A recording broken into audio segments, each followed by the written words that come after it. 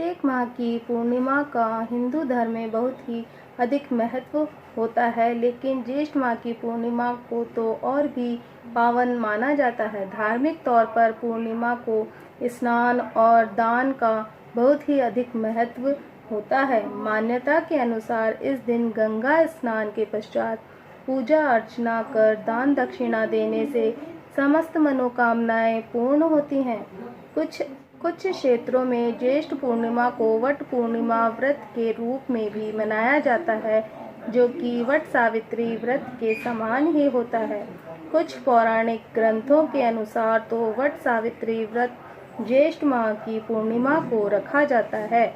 तो हम इस ज्येष्ठ पूर्णिमा के पर्व को मनाते हुए हम इसकी कथा सुनाने जा रहे हैं, तो उसे ध्यानपूर्वक सुने। तो सुनिए ज्येष्ठ मास की कथा उस समय की है जब प्राचीन काल में पृथ्वी पर राजा पृथु राज्य करते थे।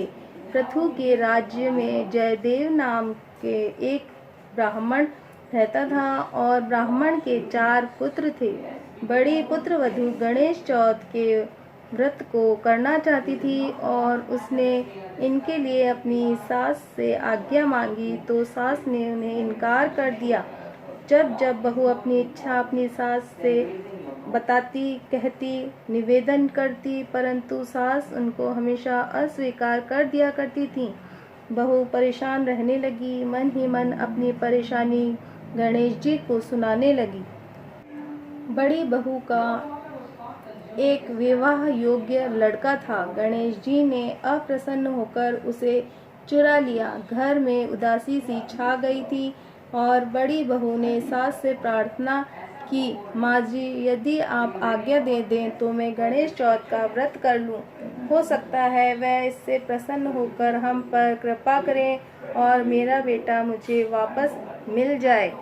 बुजुर्गों को पोते पोतियों का स्नेह तो रहता ही है, अतः उन्हें आज्ञा दे दी। बहू ने गणेश जी का व्रत किया। इससे प्रसन्न होकर गणेश जी ने दुबले पतले ब्राह्मण का रूप बनाया और जयदेव के घर आ गए। सास और बड़ी बहू ने बड़ी श्रद्धा और प्रेम के साथ उन्हें भोजन करवाया। गणेश जी ने तो उन पर कृपा करने के लिए ही ब्राह्मण का वेश बनाया था। उनके आशीर्वाद से बड़ी बहू का पुत्र घर लौट आया। भगवान जैसे उनका पुत्र लौट आया, ऐसे ही अच्छी तरह से हम सब पर कृपा दृष्टि बनाए रखना। धन्यवाद दोस्तों, ये थी हमारी वट पूर्णिमा की कथा। अगर आपको मेरी ये कथा अच्छी लगी हो तो प्लीज़ लाइक, शेयर और सब्सक्राइब करें। धन्यवाद, नमस्कार।